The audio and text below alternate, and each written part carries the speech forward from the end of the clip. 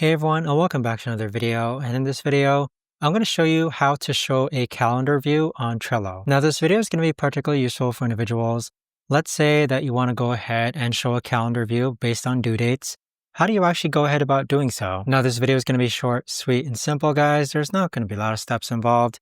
Now, in order to do this, what you're first going to do is that you want to go ahead and click on these three dots on the upper right hand corner, and then you're going to click on Power Ups. Once you click on Power Ups, you want to go ahead and search for Calendar and go ahead and install this Calendar Power Up. Now, once you install this Calendar Power Up, what that's going to look like is that this icon here is going to appear. So once you click on this icon, it's going to give a calendar view of all your Trello cards.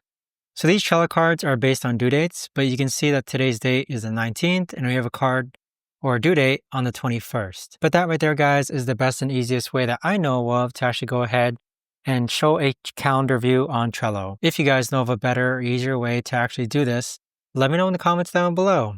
I would love to know. Thanks so much for watching, everyone, and I'll see you guys all in the next video.